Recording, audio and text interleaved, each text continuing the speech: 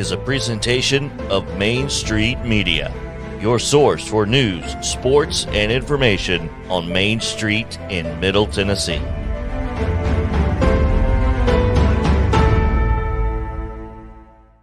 Yeah, I'm joined by Are you sure? Mo Patton. I sound terrible, and I don't know if it's well, it could very well be my headphones. Do I sound okay to you? You sound fine. Well, You don't sound any different. Okay, to me. well, that makes sense, and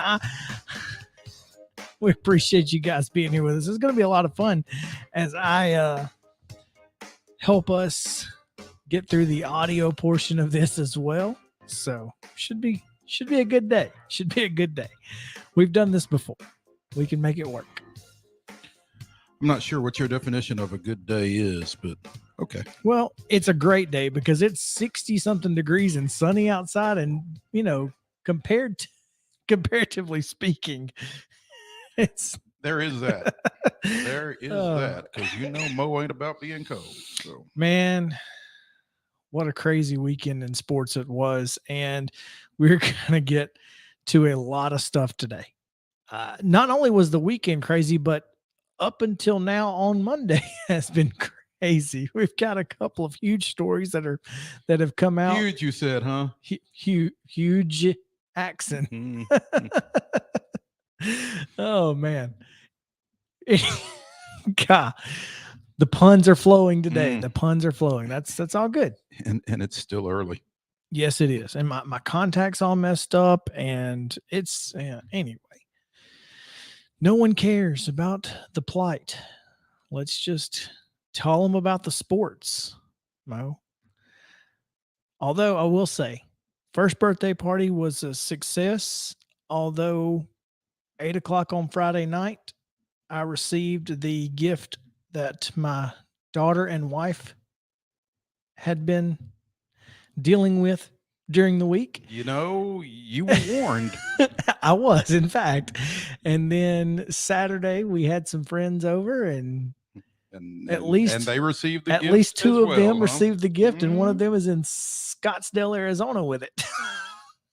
They left Sunday, Oh, goodness. got to Scottsdale, and upon arrival, found out that they received the gift as well. That sounds like the time that I had that I got food poisoning down in the quarter, and got back to town, and yeah, not good, not pretty. Oh yeah. Man, you got to be careful with the stomach. That's all I'm saying. Because it doesn't care. It has two options. It can go up or down, and neither sometimes of them is pretty, and sometimes both. So anyway, it's been a crazy weekend for us, man. A crazy weekend. We tried to relax yesterday, and then at the end of the day, we realized we had done nothing, and had to scramble at the end of the day to get some things done and get the kid to bed. Of course, she slept all night, so we're good. Everything's good right now. We're living in the moment. Knock on simulated wood. Yes, whatever. Press wood. Yeah. Press wood. All right. We have a lot to get to, including, like I said, huge stories like huge accent and high school wrestling, high school hoops, college hoops, both men's and women's, baseball. We're going to talk about, obviously, Major League Baseball's deadline is today. Will they get anything done? Probably not. Looks like the start time is going to be pushed back. Maren Angus of Saturday Down South, their softball writer, or a softball writer for them, will join us to talk about college softball and the season that's coming up. And then we've got a lot to get to in that last segment where we kind of go through all the other stories that have kind of come out through the day. So let's get into it with the weekend's results and today's schedule, I guess. Mm-hmm. Yeah, let's do that on the rundown. So let's not do that though. Let's do this. There we go. Today's rundown is brought to you by Zion Christian Academy, ZionEagles.org. You can check out their campus today. Just check out zioneagles.org and schedule an appointment, or you can also give them a call, and I'll tell you what their phone number is in just a minute. 931-388-5731. I haven't said it in a while. Anyway, Zion Eagles, proud sponsor of today's rundown. Mo, hit them. High school boys basketball action over the weekend. These are region quarterfinal results on the boys' side from Saturday night. In 6-4A, it was Franklin defeating Summit 67-56.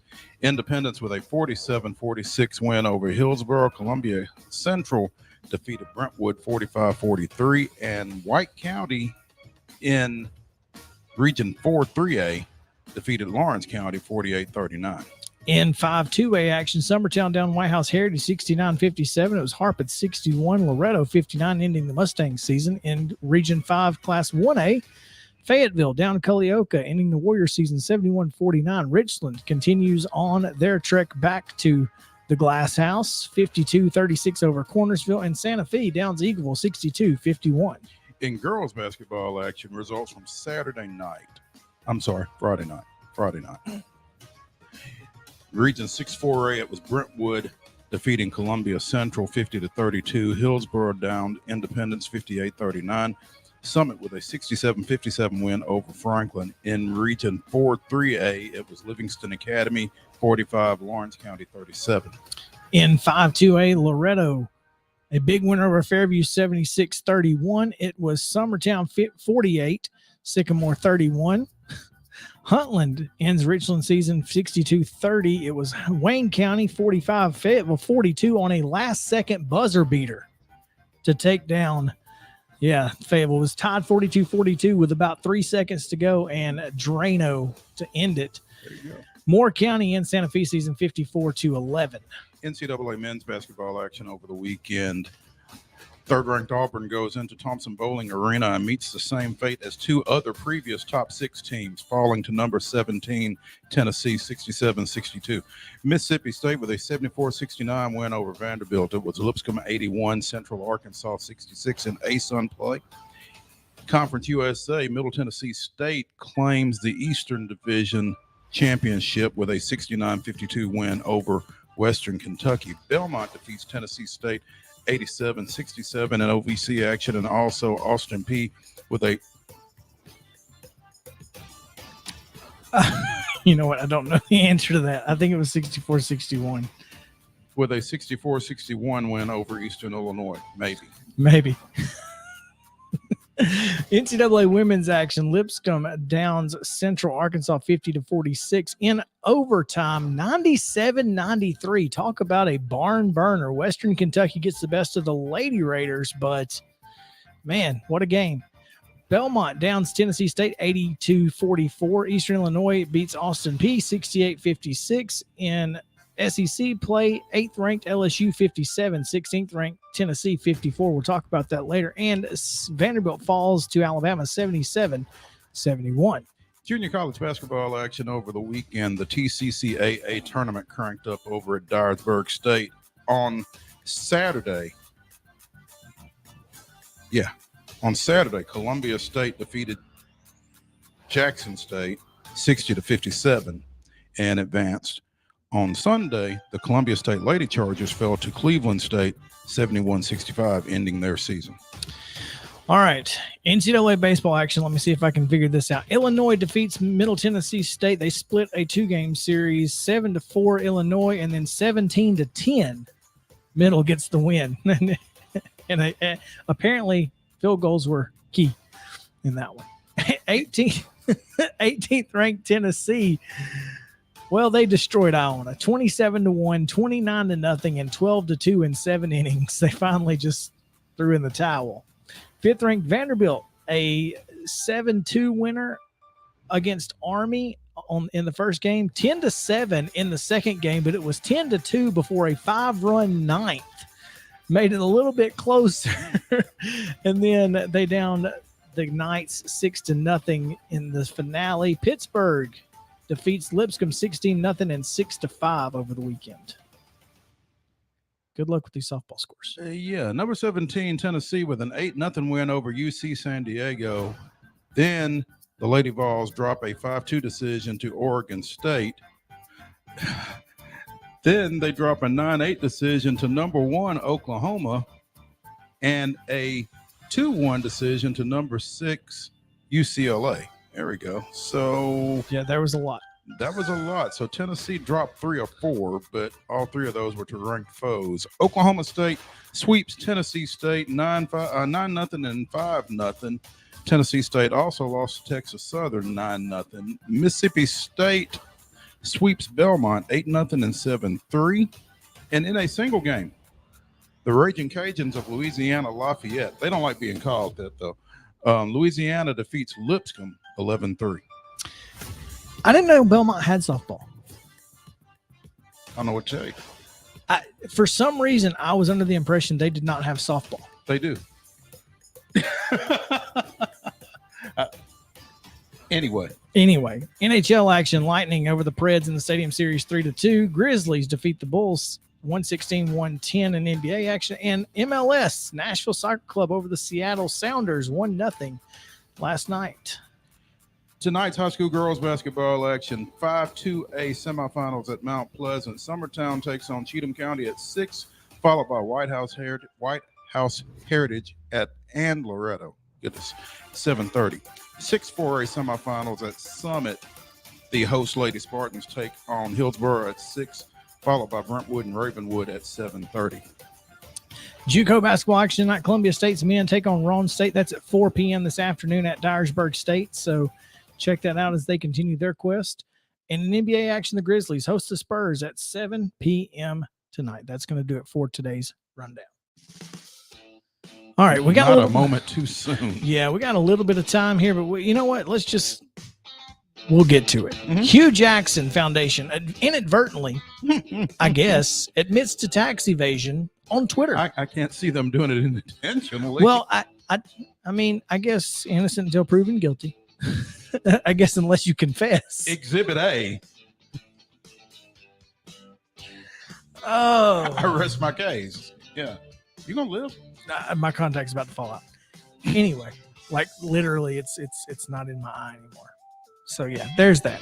Yeah, we'll get to Hugh Jackson committing tax evasion a little bit later in the show. Let's talk high school sports when we come back, though. Mo got a chance to finish out the wrestling this weekend, and then plenty of hoops action as well. So stick around. We'll be back on Main Street Sports today.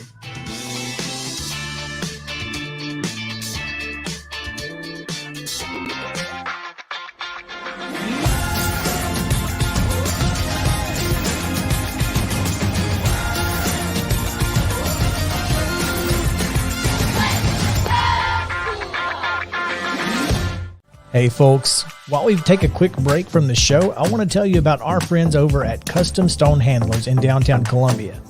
Ed Rich and his team at Custom Stone Handlers believe in leadership. And outside of the military, our greatest leader building platform is sports. Custom Stone Handlers proudly encourages young people to get in the game. You can contact them today at 931-490-4990 or visit CustomStonehandlers.com. Jones & Lang Sporting Goods here in Columbia has been outfitting teams, officials, and anybody else from T-ball to college for 50-plus years. Be sure and check them out at 931-388-8060 or online at jonesandlang.com. Jones & Lang Sporting Goods, the look of a winner. Zion Christian Academy, ZionEagles.org or 931-388-5731. You can schedule your appointment. Go tour their campus. It is beautiful over there, and you're definitely going to want to see it. Again, it's ZionEagles.org. Give them a call, 931-388-5731, and schedule your tour today. Are you an enthusiastic sports fan? Want to have fun and get in on the action? Heck yes, that'd be awesome. Have great attention to detail? Want to stay active? Definitely. Want to give back to the student athletes in your community? Obviously, yes. Then you'd make an excellent high school sports official. We need more officials in Tennessee, because with no high school officials, there are no high school sports. Sign up today at highschoolofficials.com.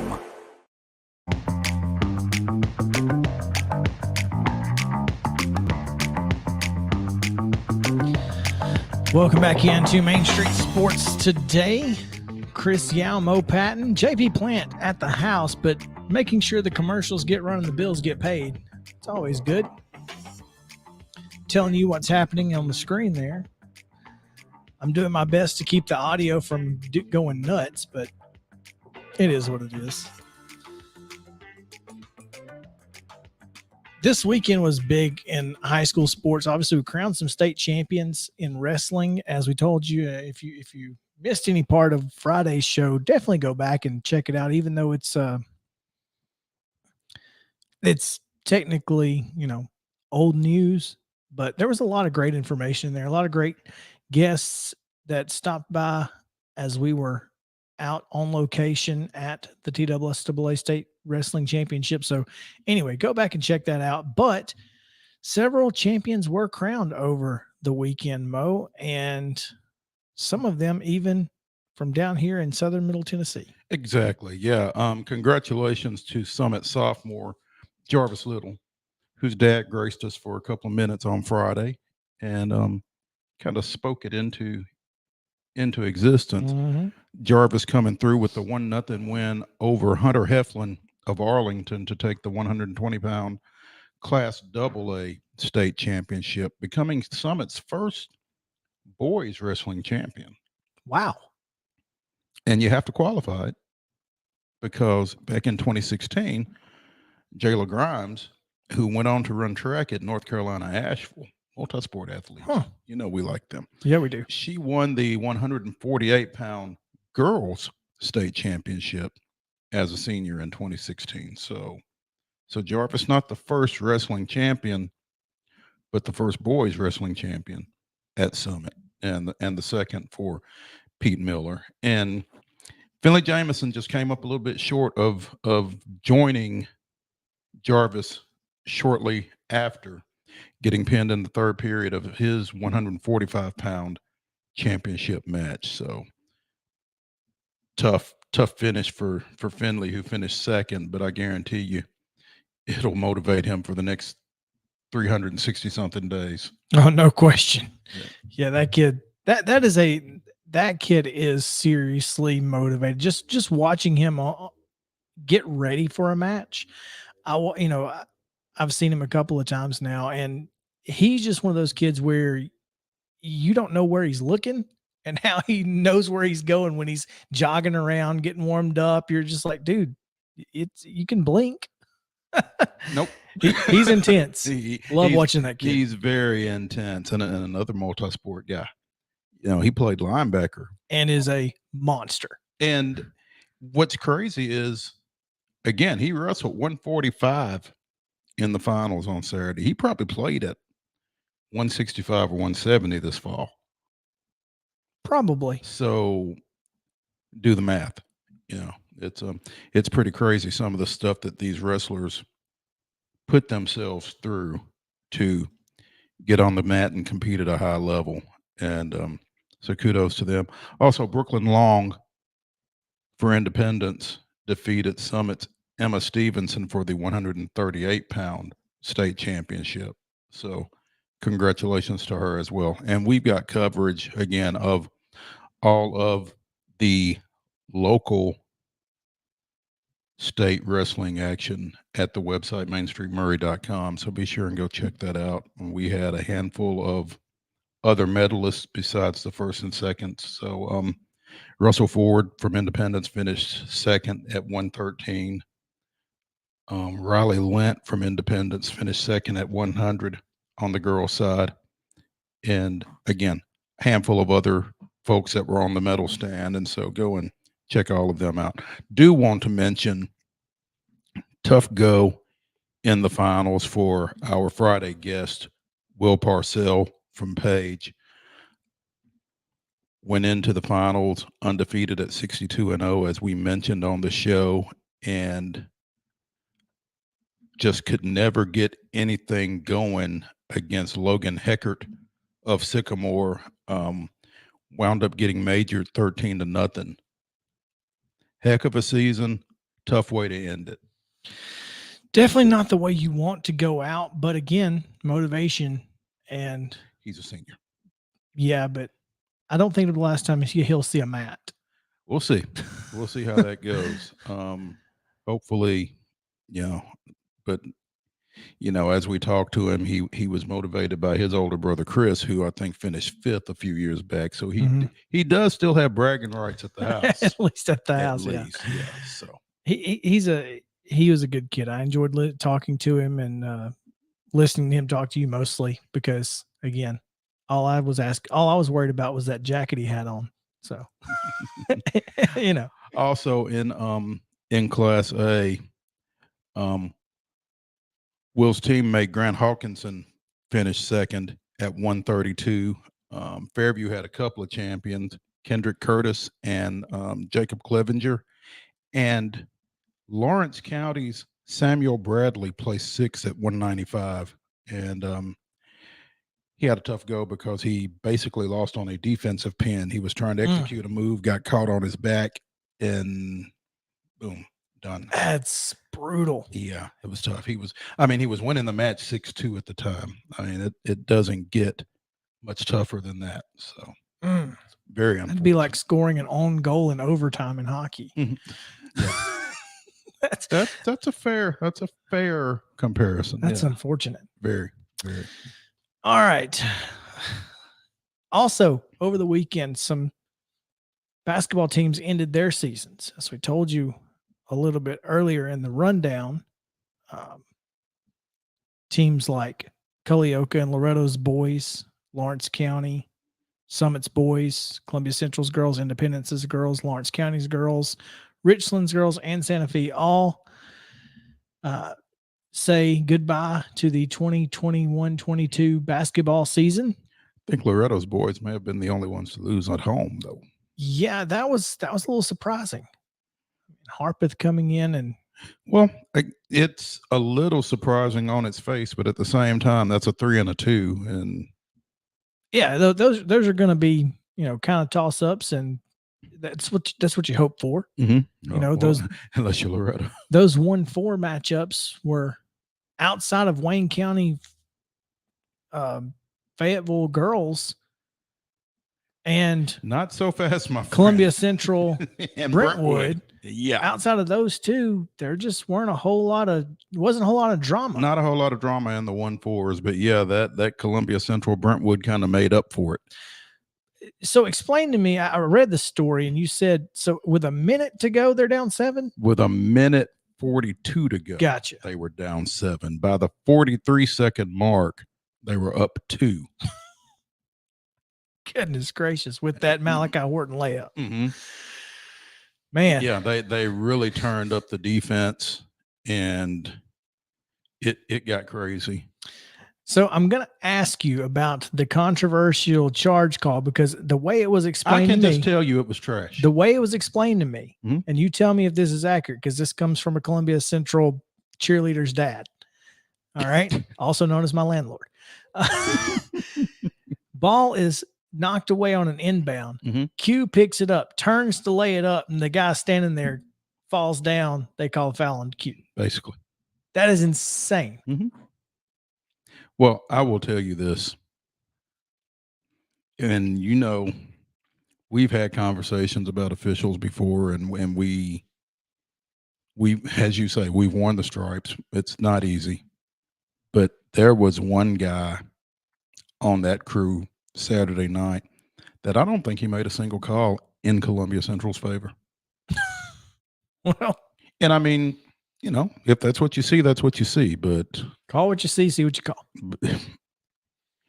The second part of that kind of being the key. Yeah. You got to make sure you see it before you call it. Yeah. Because I think there were some things that he called that he did not see. Or was anticipating. Maybe. Potentially. And that happens. But it's happened to me. And I think particularly with Columbia Central's athleticism, you can expect something that isn't necessarily going to be there. Oh yeah. Oh, there's no question. Especially if you're used to calling a slower pace game, a lesser athletic league. Absolutely. There's no question there. But to that point, I don't know, and I didn't go through the entire bracket, but I don't know of a single 4-1 upset. I don't. And I'm talking about statewide. Mm-hmm.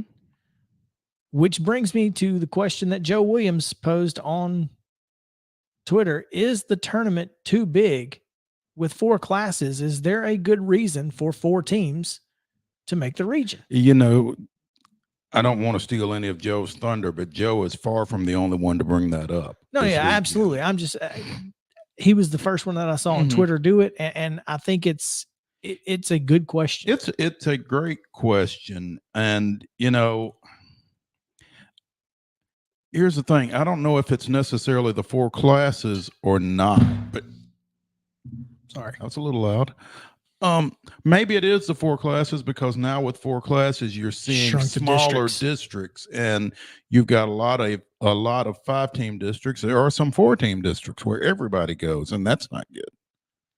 But I mean, you saw a particular scoring disparity on Friday night with the girls. For sure. There were a lot of lopsided outcomes, and I don't know. Folks are saying maybe we should just take the top 2 teams from the district. Maybe we should just go back to 3 classifications. I wonder if you don't take the top 3, because that incentivizes. Is this not the same conversation we've had with football? This is we want the football bracket. Yeah. Give me the 1 seed bye, make the 2-3s play, and now you have an incentive to win. Yeah. And even more so in basketball, where already you've got a flawed postseason where teams can lose 3 games and still get to state in the current configuration. So, you know, 1 gets a bye, 2-3 play each other at the region level. I mean, I think what you saw in the quarterfinals, for the most part.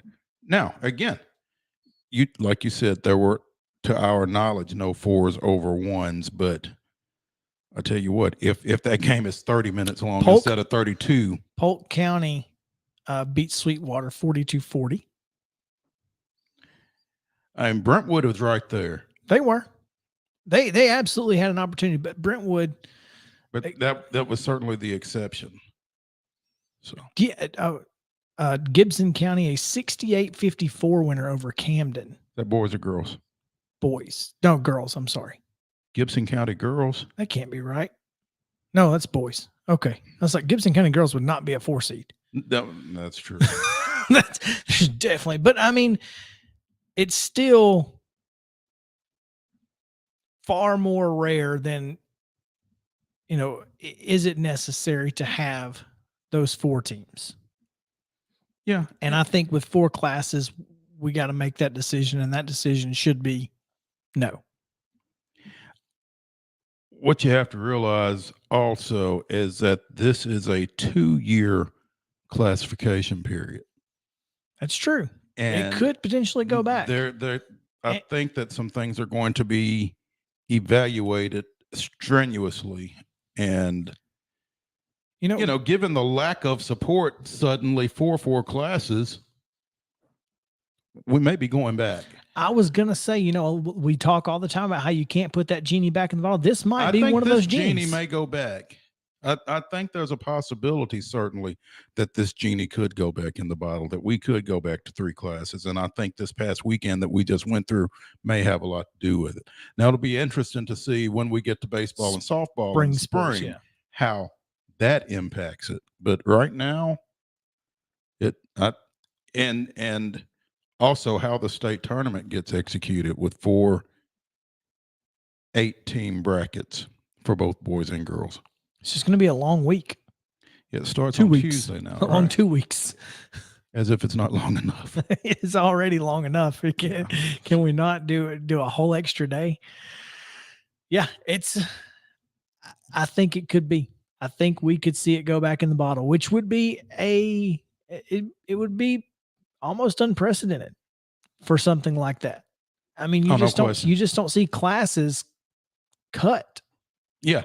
And if you see you don't see championship opportunities eliminated. Right. So, typically. Yeah. Mm-hmm. So Anyway, should be interesting, man. I'm looking forward to it. But we're going to talk NCAA hoops on the other side of this break because Tennessee, not alone in their toppling of a top 6 team over the weekend. Matter of fact, there were 6 teams who toppled top 6 teams over the weekend. So the AP poll is nuts. Yeah, we'll talk about that. We'll talk about Lady Vols hoops. We'll talk a little bit about Vol baseball and more coming up on Main Street Sports Today. Y'all stick around.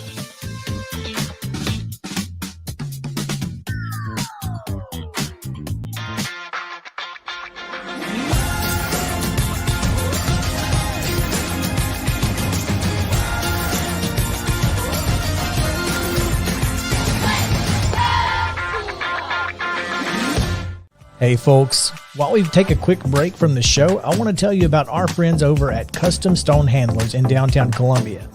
Ed Rich and his team at Custom Stone Handlers believe in leadership. And outside of the military, our greatest leader building platform is sports. Custom Stone Handlers proudly encourages young people to get in the game. You can contact them today at 931-490-4990 or visit CustomStonehandlers.com. Jones & Lang Sporting Goods here in Columbia has been outfitting teams, officials, and anybody else from T-ball to college for 50 plus years. Be sure and check them out at 931-388-8060 or online at jonesandlang.com. Jones & Lang Sporting Goods, the look of a winner. Zion Christian Academy, ZionEagles.org or 931-388-5731. You can schedule your appointment. Go tour their campus. It is beautiful over there, and you're definitely going to want to see it. Again, it's ZionEagles.org. Give them a call, 931-388-5731, and schedule your tour today. A game without a crowd is just a scrimmage. A performance without an audience is just a rehearsal. Without your presence, high school sports and the performing arts aren't possible. Ensure that these essential extracurricular activities continue to enrich the lives of students in Tennessee. Purchase a ticket to your local high school's game or performance. This message presented by the TSSAA.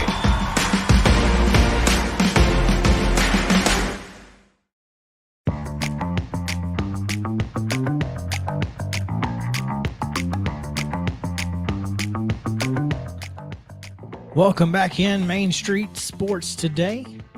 Mo Patton, Chris Yao, JP Plant, as we are reacting on Reaction Monday to all of the things that happened over the weekend. We've talked high school sports. Now we move into the college sports. We'll get to pro sports later, and we just continue all the reactions here on Main Street Sports Today. Glad to have you with us. If you're watching on Twitter at ms_sports today, we appreciate it. If you are on Facebook or YouTube as well, always a lot of fun to have you guys watching us. If you're not watching us or you want to listen to us at your leisure, you can find us on your podcast platform of choice. It is archived daily after the show.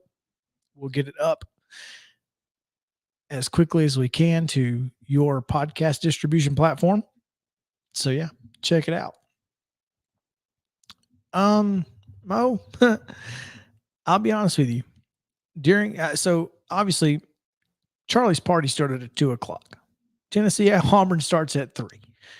I'm kind of busy, but I turned it on. My dad was there. He was in the chair and he was like, sounds good. Turn it on. So turn it on. I'm kind of paying attention as things are going. And Tennessee, I think, was up, 25-21 at halftime, something like that. Or You're asking me like I know. Tennessee was winning at halftime or was right before halftime. I'm not sure exactly because, again, I'm just kind of glancing as I go through. Second half starts, and Auburn just comes out on fire. They're up like 10 with about the first media timeout. Mm-hmm. And I'm like, no, we're good. We're not watching this anymore. So I turned on some softball. And later I get the ESPN notification that Tennessee has won the game. So years and years and more years ago, we're having a gathering at my house for the UT Notre Dame game. up at South Bend where they got bound real bad, and a friend of mine would get physically ill over the prospect of UT losing in a football game. We had to turn it off. We turned it on something else. Quarter and a half later, maybe, score scrolls across. UT's closed the gap pretty significantly. We turned it back on, saw the win. So at least we got lucky enough to see the end of it, as opposed to you finding out long after that they had come back and won it. What, 67-62 was the final? Yes, 67-62 over Auburn was the final. And it's funny because this has happened to me a couple of times this year where I just, I don't need to watch it. I can watch something else. I can turn on Bluey or whatever. And then I'm just not going to stress over it. Mm-hmm. And whatever happens, happens. At the end of the game, I'm just like, all right, cool. They won or they lost. Well, it's pretty cool when they end up winning and you're surprised about it. So it was classic Tennessee basketball, streaky, but also in the fact that this is a team that they have the ability to take over basketball games. And defensively is how they do that.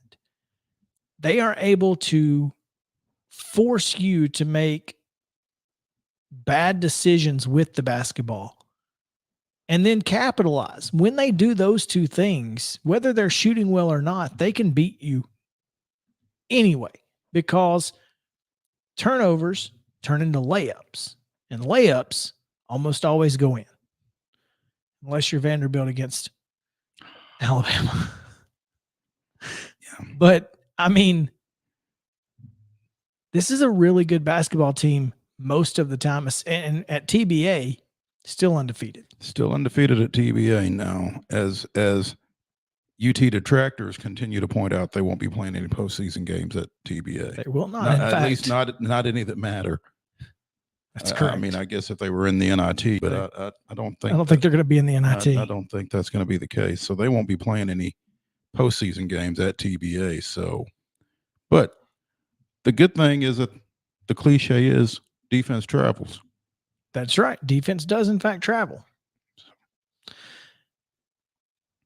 Auburn, not the only top 6 team to go down. Matter of fact, 7 of the top 10, including all of the top 6 teams, fell over the weekend. And so what is this week's top? The top 25, and here's the thing, I've seen it. I know Gonzaga is still number 1. Even though they lost. Despite losing at St. Mary's. Because everybody else behind them lost. Well, here's the thing. Gonzaga is still number 1. They lost at number 23 St. Mary's, right? Auburn goes from 3rd to 5th after losing at number 17 Tennessee. Arizona stays at number 2. Despite losing. Now, I don't know if they lost to a ranked team or an unranked team or what, but they lost. Kansas lost. Kentucky lost at Arkansas, who, by the way, is pretty darn good. Duke moves up. They won. Duke moves into the top 5. So it's Gonzaga, Arizona, Baylor, Duke, Auburn, Kansas, Kentucky, and then Purdue, who also lost. Providence and Wisconsin round out the top 10. Tennessee has moved up to 13th from 17th, while Arkansas is tied for 14th from 18th. And St. Mary's has moved up to 19th. How about them racers? Still going strong, 28-2 on the season, ranked 22nd in the country. Alabama. Did Alabama win and drop? Were they in the top 25? They were 24th last week. Well, they dropped then because they're 25th this week. I'm trying to figure out if they won. I don't remember, to be honest with you. So yeah, I have no idea. But it just goes to show that this particular season in the SEC specifically. Yeah, Alabama won 90-71 at home against South Carolina. So, And fell. and dropped, but whatever. Meanwhile, Gonzaga loses and Stays number one. Yeah. This SEC is, and we've talked about on the show, is just deep and wide, and going on the road and getting a win anywhere is impressive. 5 SEC teams in the top 25 this week. So Auburn seems to think that playing with Nike basketballs is the issue, or at least some fans have mentioned that, because all of their losses have been on the road and to teams who use Nike basketballs, which is a unique thought. I mean, very well could be. I don't know. Although with that win, Tennessee has an outside shot now. If they win out and Auburn loses one of their last 3 conference games, Tennessee would actually be the 1 seed in the tournament,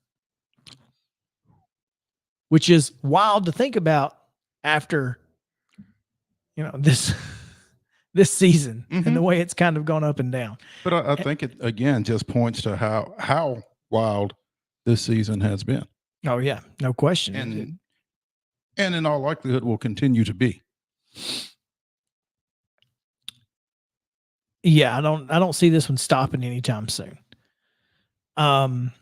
Lady Vols struggled early against LSU, battled back, was able to get it.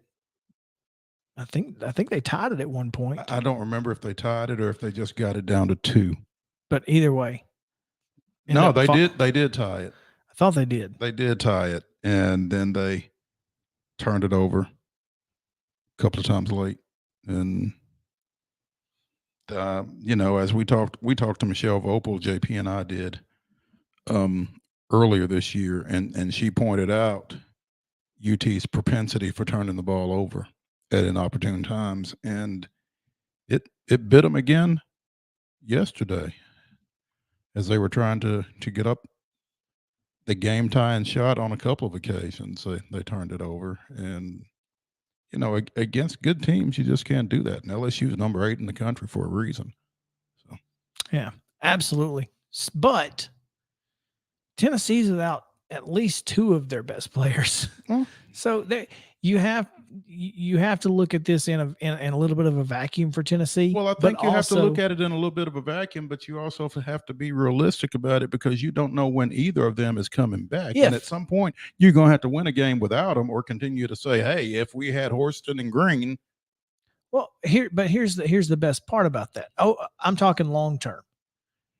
You can see that Kelly Harper's teams are overachieving with some players that probably shouldn't be at that level, right? I mean, obviously Ray Burrell is a great leader, and she's going to continue to be for the rest of the year, hopefully, so long as she stays healthy.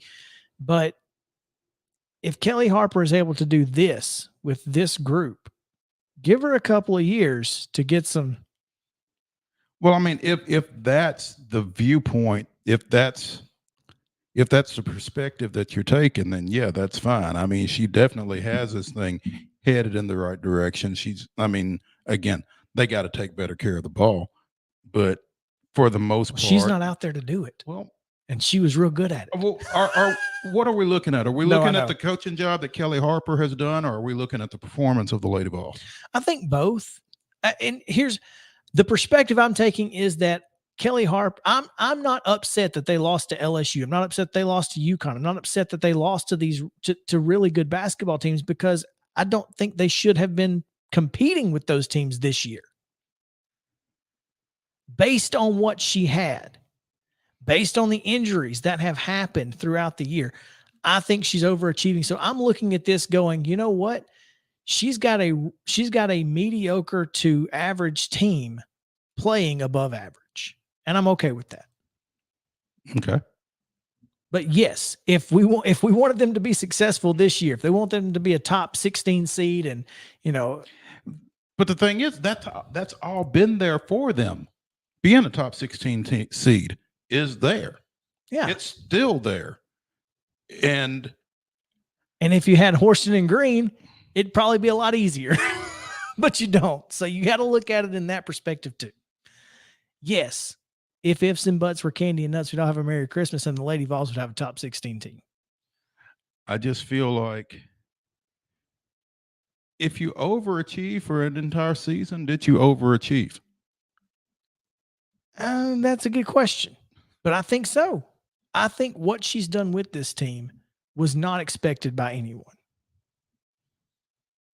And that's impressive. And I'm happy for the future. I'm taking this as it is. Here's my thing. I get being happy for the future. I don't have a problem with being happy for the future. I think that people that have watched this program since Pet Summit stepped aside have been waiting for a long time. And a lot of people aren't as patient as me. Otherwise, I'm not sure how patient some of those people are at this point. Get some patience because it's headed in the right direction, folks. And for Chris, that's going to have to be enough, apparently. So it is for now. Mm-hmm. Next year we can talk. Let's talk about something else because we are way past the break and JP's over here yelling at us. Uh-oh. So anyway, let's take a halftime break. It'll be really short, but we'll be right back here on Main Street Sports Today. Stick around. Are you an enthusiastic sports fan? Want to have fun and get in on the action? Heck yes, that'd be awesome. Have great attention to detail? Want to stay active? Definitely. Want to give back to the student athletes in your community? Obviously, yes. Then you'd make an excellent high school sports official. We need more officials in Tennessee. Because with no high school officials, there are no high school sports. Sign up today at highschoolofficials.com. Mo, I don't know if you saw, there was a tweet out there where this lady, let me see if I think I've got it. I think I sent it to myself. Yeah. What's a reasonable temperature in the winter? My boyfriend and I cannot agree on this, and it's an ongoing fight. I say 80 to 82 is perfect. He says 75 to 77 max, and I say both of them are nuts.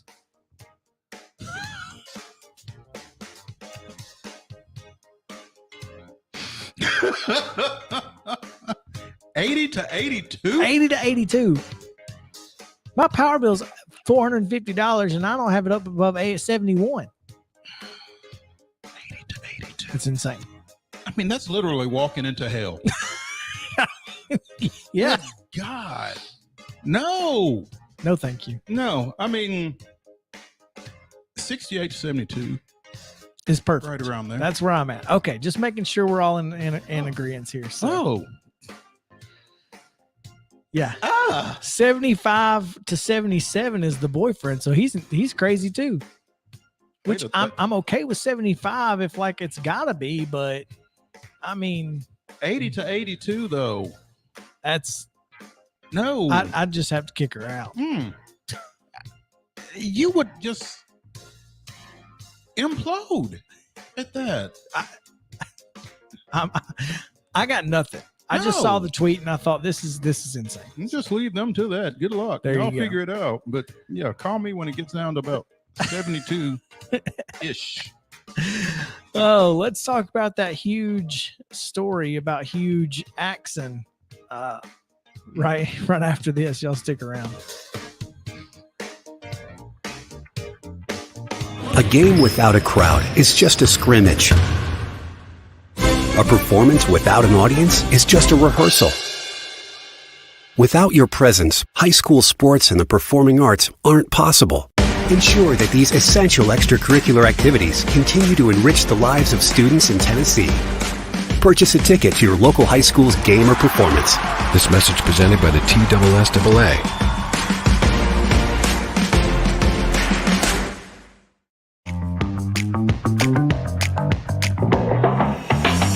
Welcome back into Main Street Sports Today. Chris Yao, Mo Patton, JP on the controls back at the house. I am running the music, as you can tell. It is what it is. Second half coming up. We got Hugh Jackson talk about the MLB. Will the CBA get done in time to keep the season from being pushed back? Maren Angus joins us here momentarily in about 10 minutes to talk about college softball, and then we'll talk about Derek Jeter, who is apparently resigning down in Miami, and what in the world's going on with Kyler Murray. All that and more. Right now, though, Hugh Jackson Foundation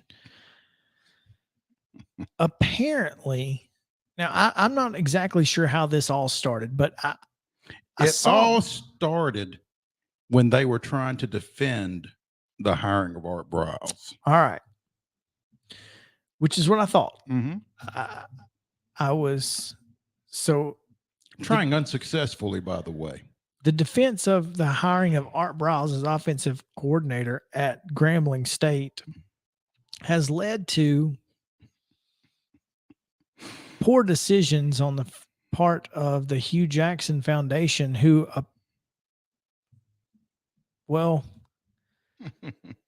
let's just put it this way.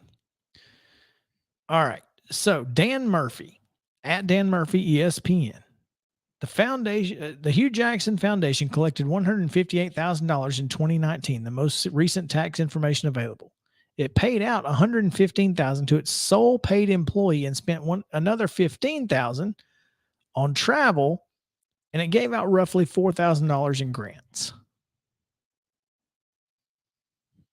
Foundation's website does not have any public events listed in 2021 or 2022. The last annual report about their work is from 2018. Hugh Jackson Foundation 3 hours ago, Hugh Jackson FDN on Twitter, still continuing to have this tweet up, by the way, has not been deleted yet. What you failed to report is that where that money came from. Hugh Jackson was the largest donor, and he personally donated over 75% of the funds. I personally donated from my salary back into the organization as well. Whoever I is. There's that. Now here's what's funny is this is tax evasion, right? This is alleged tax evasion, but I actually had a tweet over the weekend that was very similar to this in public employees who are paid by tax dollars. Why do they pay taxes? It's kind of the same thing, right? He put his part of his salary back into the foundation. It's kind of like, well, if I'm a public employee paying taxes, I'm just putting part of my salary back into the foundation. So how come that's not tax? See, anyway, I just thought that was a unique comparison there, but this is insane. Like I can't for the life of me understand why the Hugh Jackson Foundation is trying to defend the hiring of Art Briles. The letter they sent out basically said that they have been dedicated to fighting against all forms of sexual abuse and exploitation, as well as other forms of racial and social bias, et cetera, et cetera. The hire of Coach Briles is a testament to the importance of these key factors: forgiveness, redemption, and enlightenment. So, signed by Hugh Jackson, and apparently it looks like Kimberly Dimert is the executive director, who is probably the $115,000 employee who was putting their money back in.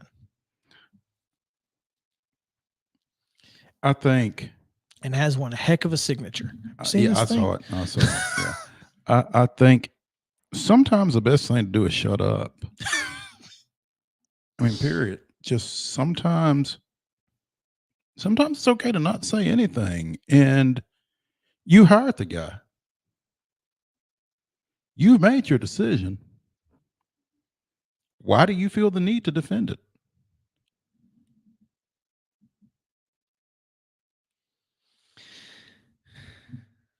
Oh, I'm fixing to blow your mind. Do you know who Kimberly Dimer is? Outside of the executive director of the Hugh Jackson Foundation? I will say the name sounds familiar, but I don't know where I know it from. Dimert, I'm sorry. Mm-hmm. She's also his attorney, who was obviously making statements during the Brian Flores situation, right? That's where you've heard the name before. How can you be an attorney and then get on Al Gore's internet, log on to the Bird app, and commit to a crime or confess to a crime? Yep. Commit, admit, confess, those 3 words. Say that you did something illegal. Yeah. What are you doing, Kimberly?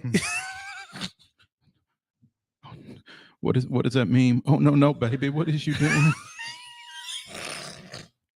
Yes. Oh, what is you doing? No. As your unlicensed attorney, keep this tweet. It's fine, Bum Chillips says. It was my favorite Twitter account. Anyway. Yeah. Okay, here's the thing. Who gets to keep the money from because if you report to the IRS somebody who's evading taxes, you get like 10% of how much they get back. Who gets that? Do we just all share it among all Twitter users? No, or I think Kimberly Deemert gets it since she reported it. There you go. That's how she's getting back the salary that she donated back, I guess. Unreal. This is one of the craziest stories. Anyway, I just thought that, how much longer is Hugh Jackson the coach at Grambling?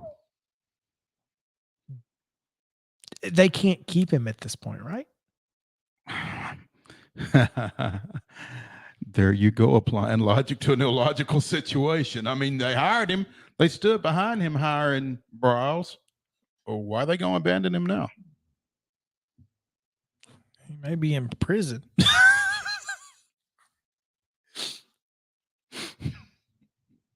I mean, the wheels of justice turn slowly, though. That's true. So much slower than the wheels on the bus. Yeah. They go round and round. Trust me, I know. All through the town. Yes. I know all of the things on the bus. Bet you do. I don't know what all of them do.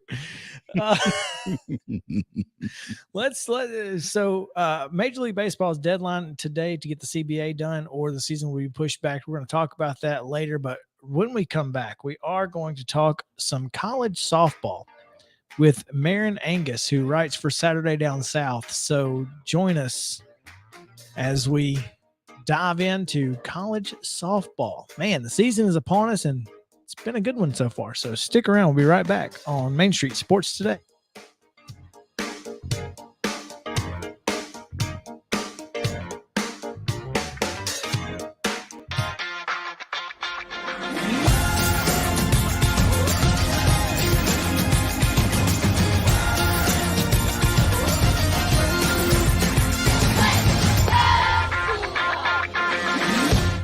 Hey folks, while we take a quick break from the show, I want to tell you about our friends over at Custom Stone Handlers in downtown Columbia. Ed Rich and his team at Custom Stone Handlers believe in leadership. And outside of the military, our greatest leader building platform is sports. Custom Stone Handlers proudly encourages young people to get in the game. You can contact them today at 931-490-4990 or visit CustomStonehandlers.com. Jones & Lang Sporting Goods here in Columbia has been outfitting teams, officials, and anybody else from T-ball to college for 50 plus years. Be sure and check them out at 931-388-8060 or online at jonesandlang.com. Jones & Lang Sporting Goods, the look of a winner. Zion Christian Academy, ZionEagles.org, or 931-388-5731. You can schedule your appointment. Go tour their campus. It is beautiful over there, and you're definitely going to want to see it. Again, it's ZionEagles.org. Give them a call, 931-388-5731, and schedule your tour today. Are you an enthusiastic sports fan? Want to have fun and get in on the action? Heck yes, that'd be awesome. Have great attention to detail? Want to stay active? Definitely. Want to give back to the student athletes in your community? Obviously, yes. Then you'd make an excellent high school sports official. We need more officials in Tennessee, because with no high school officials, there are no high school sports. Sign up today at highschoolofficials.com.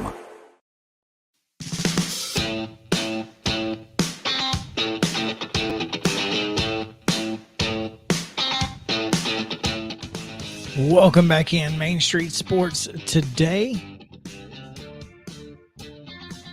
Mo, I've told you several times we have this headphone amplifier here in the studio, and I'm able to pick up through my headset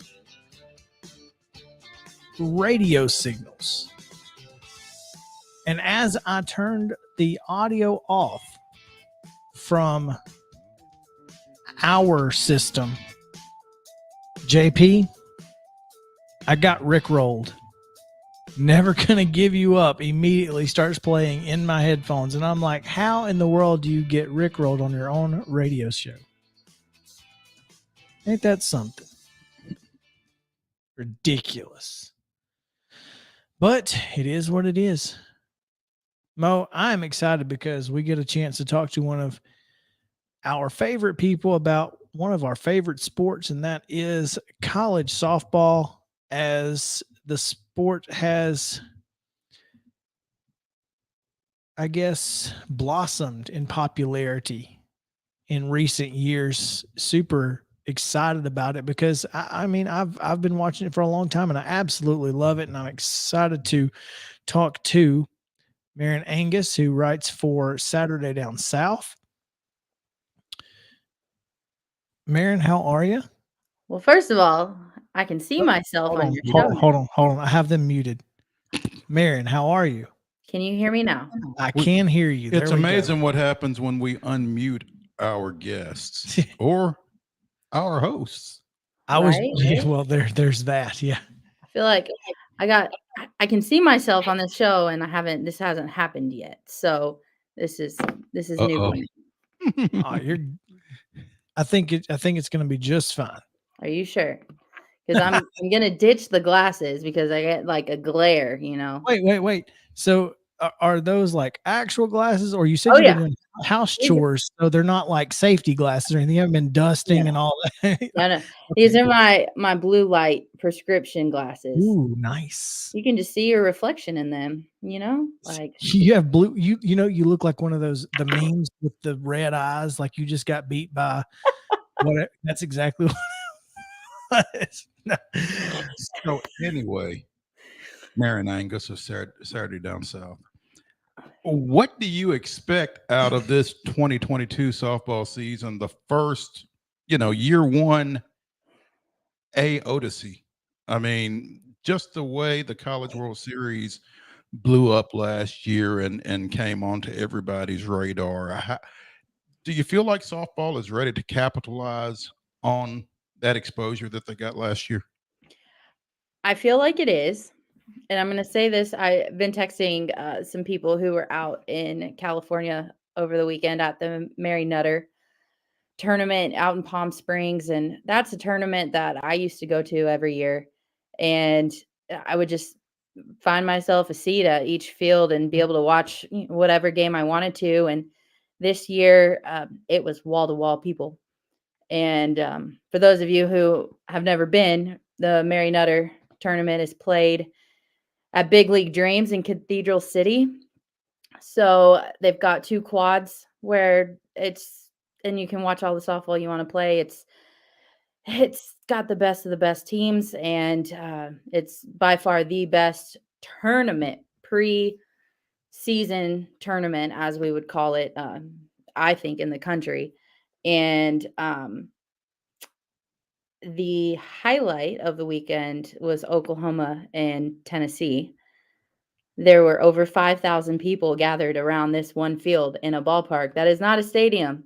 That is like going to your local Little League field and cramming 5,000 people around to watch 2 college softball teams duke it out in the second week of the season. So I think we're there if we've got 5,000 people trying to cram around to watch an early season game. A February 26th, 27th game that apparently lived up to the hype with Oklahoma winning at 9-8. It absolutely did. And now, granted, Jocelyn Allo is chasing the record-breaking home run, and I think everyone was gathered around every Oklahoma game this weekend wanting to see her hit it, and nobody wanted to pitch to her. So, so there is that as well. Still, and Jocelyn Allo is probably the best position player in the country, if I had to guess. This is a player who has just absolutely dominated college softball over the last few years. Lauren Chamberlain, when you watched her play, you knew that she was the best player on the field every time she stepped on it. Jocelyn Allo has done that and surpassed it, to be honest with you. I mean, 30 or more home runs in the last 2 seasons, player of the year, Big 12 and USA softball, All-American. She's everything you want to see in a college softball player, and getting a chance to see her at all is a treat, Maren. I remember watching her first game. I went out to see Oklahoma play. They were playing at Grand Canyon, and she had no media experience whatsoever. So interviewing her was a blast. And I remember looking out, Grand Canyon had just redone their softball field, and they out left field, they have a net that protects the dorm building behind it. And so the net is probably, I don't know, 20 feet high, maybe. I don't know. That's a guesstimate. And she Not high hit enough. her first shot over the net, and it bounced off the dorm building. And I was like, okay, this girl's legit. Gotta raise the net.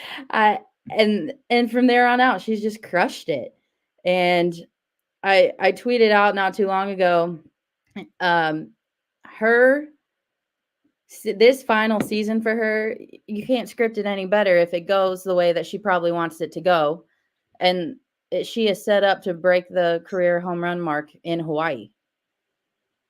Which is her home and state. She's from Hawaii. It's like, it gives me chills just thinking about it.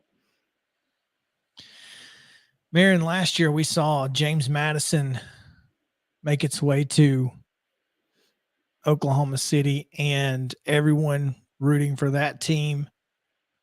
Is there this year's James Madison, and despite their recent success, would Liberty be considered that if they were to get to Oklahoma City? I think they would fall into that category for sure. But then we have to think about, like, what James Madison being that Cinderella team, right? They were a powerhouse. Yeah. They were not an underdog in a lot of series that they played. And if I had to pick like a Cinderella team that I think operates kind of similarly to a James Madison, is to look at Duke. It's their 6th year of existence. It's Team 5. It's their 5th year of existence, and they're a top 10 ranked program. And thanks to Deja Davis, who is incredible, right? I mean, you've got I wouldn't call them local, but Chattanooga represented with Shelby Walters. I mean, so I think you have to strongly look at Duke. The only thing though, Maren, is, people don't think of Power 5 programs in that Cinderella realm. Obviously, Duke is just getting it started, but for the most part, if you're a Power 5, you're almost automatically exempted from that Cinderella type talk. True, but then when you look at how Duke has to operate as a program, it'd be like, you have to have certain grade point average just to get in. You have to maintain all of these things that a lot of other programs don't make you do. And the other part of it is the scholarship allotment for Duke, the the terms that they've got, they're just so strict with their Olympic programs at Duke that I think it puts them in that conversation. Sure. And the fact that they're brand new. I mean, look, last year they were a nationally ranked seed for the postseason and were sent to host in Athens. That's true. Like, that's a little disrespectful. It's a lot disrespectful. I mean, how do you look at a program like that and say that you're going to be the number one seed and in a regional that you're not going to host? Come on.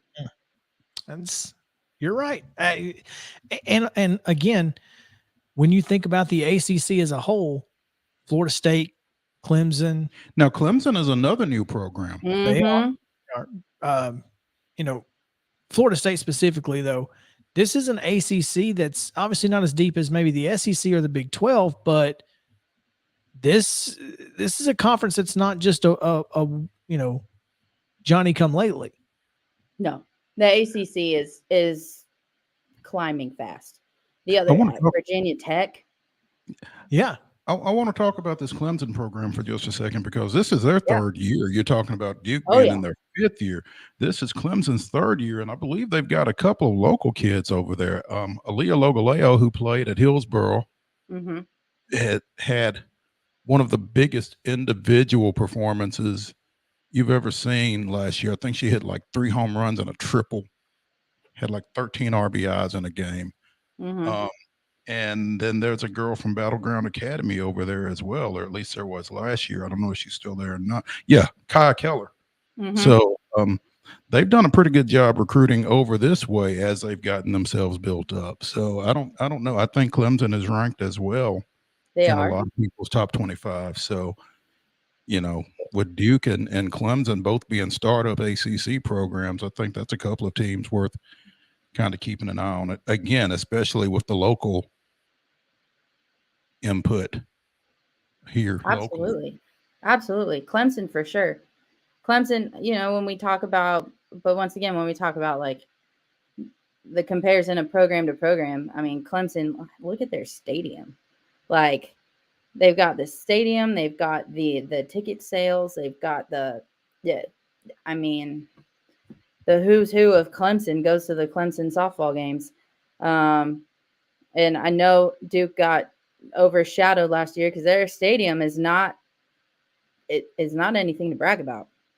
It's on the other side. Which is why they had to host in Athens. Right?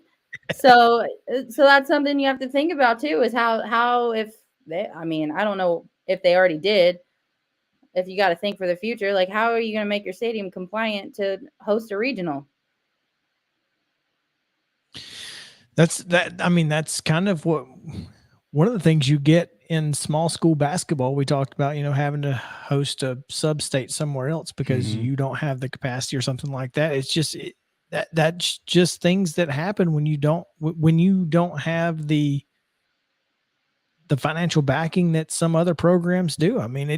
But with the rise of college softball, the fact that Duke started a program, the fact that Clemson started a program goes to show that they do have at least some sort of idea of how lucrative softball can be for their program and their athletics. Does that makes sense though, right? That makes perfect sense. And then I'm looking down the road at, how much longer do we wait until Miami enters this conversation? Hopefully a while. Because I feel like that shouldn't be fair. Well, Maren, and to go back to a conversation that we had with you on a show, when does Vanderbilt enter this conversation? Okay, I'm not gonna lie. I got a text message from a friend of mine who is a big time Vanderbilt fan because he got an ad on Facebook and he sent it to me, and it was like one of those Fanatics ads where they pick your team and they send it, they're like, they totally target you, right? And he's a Vanderbilt fan.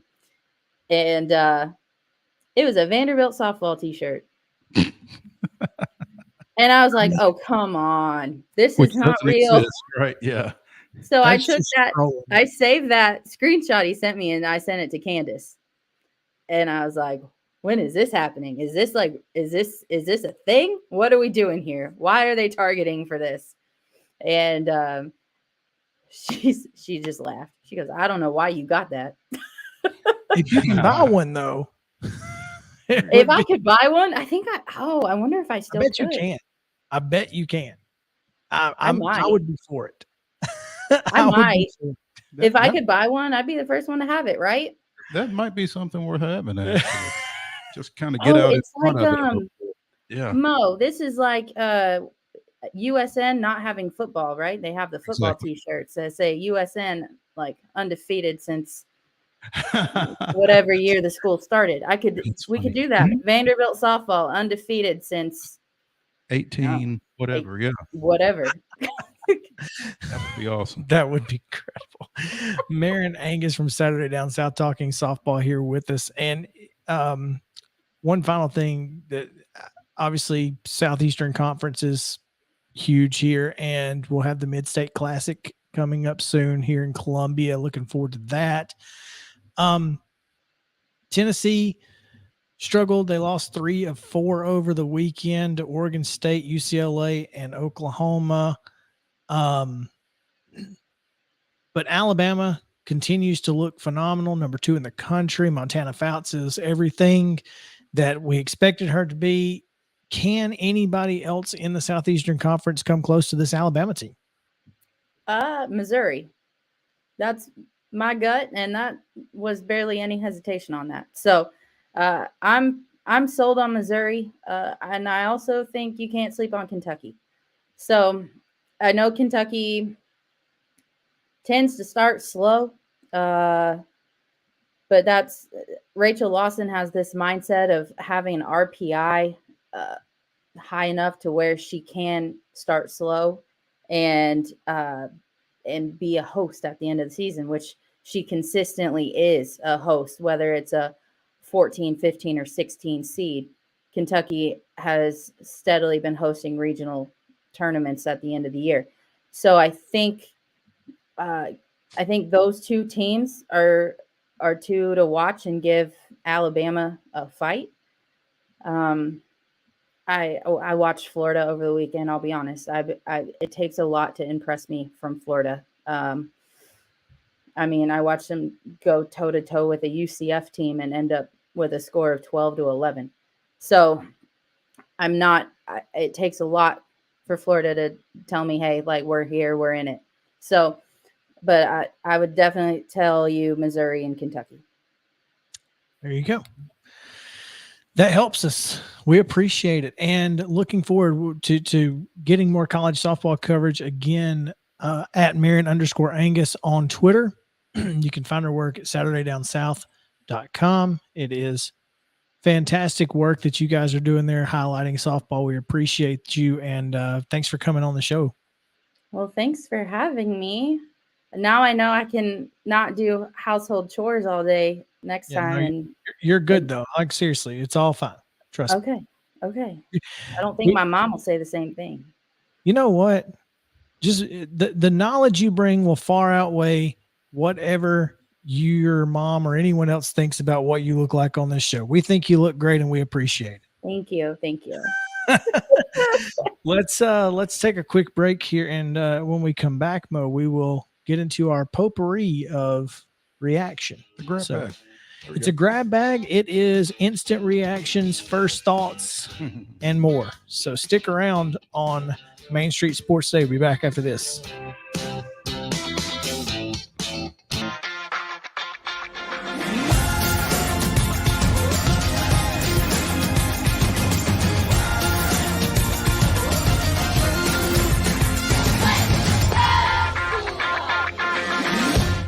Hey folks, while we take a quick break from the show, I want to tell you about our friends over at Custom Stone Handlers in downtown Columbia. Ed Rich and his team at Custom Stone Handlers believe in leadership. And outside of the military, our greatest leader building platform is sports. Custom Stone Handlers proudly encourages young people to get in the game. You can contact them today at 931-490-4990 or visit CustomStonehandlers.com. Jones & Lang Sporting Goods here in Columbia has been outfitting teams, officials, and anybody else from T-ball to college for 50-plus years. Be sure and check them out at 931-388-8060 or online at jonesandlang.com. Jones & Lang Sporting Goods, the look of a winner. Zion Christian Academy, ZionEagles.org or 931-388-5731. You can schedule your appointment. Go tour their campus. It is beautiful over there, and you're definitely going to want to see it. Again, it's ZionEagles.org. Give them a call, 931-388-5731, and schedule your tour today. A game without a crowd is just a scrimmage. A performance without an audience is just a rehearsal. Without your presence, high school sports and the performing arts aren't possible. Ensure that these essential extracurricular activities continue to enrich the lives of students in Tennessee. Purchase a ticket to your local high school's game or performance. This message presented by the TSSAA.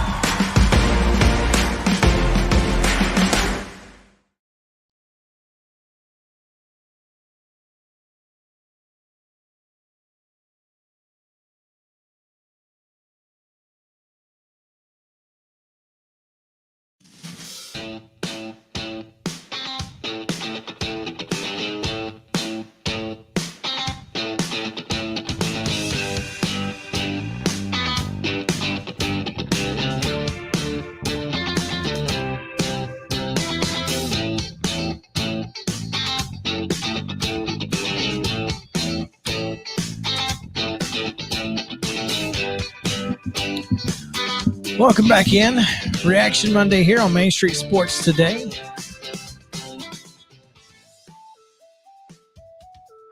Getting ready to give you our quickest reactions from across the world of sports. Man, what a weekend it was, and I wish JP could chime in, but Mo headed back from outside, so it's all good. It's all good. We'll get you our quickest reactions because, man, so much going on over this weekend. Seriously.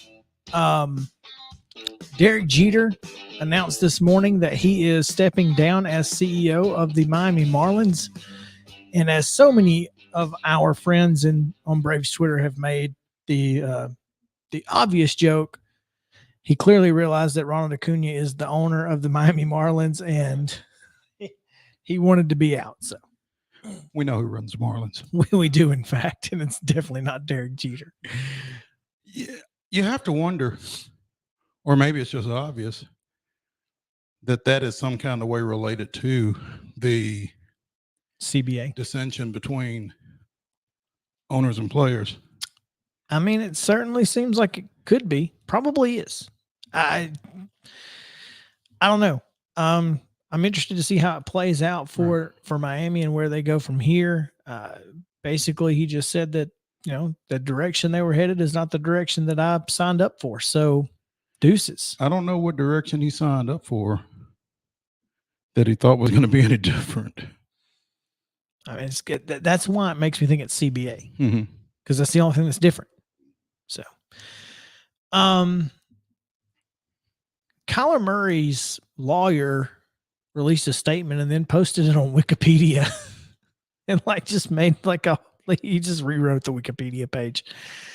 Kyler Murray basically stating, look, I want to win a Super Bowl here. I want to be the quarterback for the future, but I'm not happy, or you guys aren't treating me the way that I deserve to be treated, or I feel like I should be treated, blah, blah, blah. And Jeff Pearlman had a tweet that I absolutely loved. He said, look, this is my final thought. And as a sports person, fact is, people are figuring out Kyler, and is he really the guy who's going to take them to the next level? Because if I'm thinking of elite quarterbacks, I'm not thinking of Kyler Murray in the likes of Joe Burrow, Josh Allen, Pat Mahomes, etc. He's just not in that level. And I think that's a reasonable perception. And it's got to be a little problematic if you're the Cardinals, probably a little problematic if you're Kyler Murray. Yeah, especially when you have baseball as an option, eventually, maybe, potentially. I think that's kind of the elephant in the room. It absolutely is. I mean, it's not like he is so deep into his NFL career or so far removed from this isn't Michael Jordan taking 15 years off and trying to go play. No. What's he going into year 4? Probably. And he played in college. Mm-hmm. Seems like a reasonable time if you're going to make the move. Mm. Get out of that rookie contract and go play baseball. The Oakland Athletics would love to have you, sir. Oh, without question. The only thing is, athletes I think to be a successful athlete, you have to have a good amount of ego. Can he get himself to the point? I mean, it's going to be an admission that I wasn't as good at football as I thought I was, or it's going to be perceived that way, whether that's what he's thinking or not. Is that the way he can go? I think he is trying to alter public perception with this. The Cardinals aren't as committed as I am. Yes. And it might be working. I don't know. Anyway, it's an interesting. It certainly is scenario that we're going to have to keep an eye on. I wonder though what the current state of baseball does to all of that. Well, it's not like he was going to be on a 40-man anyway, but still. Right. I think there's a lot to consider. What is the latest out of baseball? I don't know that. I mean, I don't know what the latest is, but today is the deadline if they want to start the season on time, and I'm just not sure where they stand. Are they still meeting? As far as I can tell, it looks like they are still meeting. Well, that's a good sign. Well, they met for a long time yesterday and couldn't come up with anything. So, yeah. I don't know that it's a one meeting thing though, but still, I think as long as they're talking, there's a chance. Maybe somebody will hit on something that just strikes the right chord with enough people to kind of keep the conversation going. And that's all they can do is just keep trying to plug away until something comes up. But here's the thing. Both sides believe that losing games is their leverage. That's the problem. Mm-hmm. Neither of them is scared of the possibility of losing games. Or they think the other side is more scared than they are. Because for the players, they're like, if the owners lose games, they're losing ticket sales. Right. But if the players lose games, they're losing salary. Mm-hmm. So then what? I mean, it really is a catch-22. Yeah. For both sides. I don't know what's going to happen, man. It's a stare down. Have you seen the WCC basketball tournament bracket? No. Look it up. Why have you? Look it up. Look up the WCC. West Coast Conference, Gonzaga, St. Mary's, San Francisco tournament bracket. So I type in WCC and it gives me WCC tourney bracket. Or that's WCC why I've seen tournament 22 bracket. That's why I've seen it, because it's been trending on Twitter for a while. Well, okay. All right. This is not a joke. This is the actual bracket. After the conclusion of the regular season games, WCC released its KenPom. This is the bracket. The 8-9 teams and the 7-10 teams play in the first round. It's like a ladder. It's like a ladder thing that they do in bowling. Except that, number 1 and number 2, Gonzaga and St. Mary's get a triple bye. Get a triple bye. Talk about your all-time protection bracket. There you go. You're going to make sure that Gonzaga doesn't get beat too early. I mean, BYU is in this thing, so they very well could have. I mean, BYU is capable, right? This is the worst tournament bracket in the history of tennis. Is it? I mean, it's smart on the part of the WCC, but even allowing which is all they care about. But allowing them to do that is awfully rough. Can't imagine. Well, I mean, you hate it if you're San Diego or Pepperdine, I guess, but I mean, I don't hate it. Hey, if the goal is to get your best team in the finals, yep, this mission is the way accomplished. If you've not seen the West Coast Conference tournament bracket, go check it out. Google it. It's pretty amazing. It really is. Anyway, that's all we got time for today, guys, on our instant reaction. We appreciate you guys hanging out with us as always on Monday and Reaction Monday. We got plenty of stuff to get to later this week. Hopefully going to talk about at some point this week, we'll get some bracketology talked about. We'll talk to Chip Walters on Wednesday. He's going to push back a day because he is flying out tomorrow. So there's exciting news. We're also going to talk to Jeff Pearlman on Thursday. Jeff Pearlman on Thursday, which is huge because he's got a little something coming out that we're going to be paying attention to and watching. And watching. So yeah. Anyway, going to be great. Can't wait. It's going to be a great week. So please come back tomorrow, 2:00. We'll be back here on all of our social media channels and our Facebook page, of course, our Facebook page is part of our social media channels, but also our podcast. You can check that out as well. Hopefully JP will be back tomorrow and I ain't got to worry about all this other stuff because I'm struggling. It's okay. For Mo and JP back at home, I'm Chris Yao saying have a great day. We'll see you tomorrow.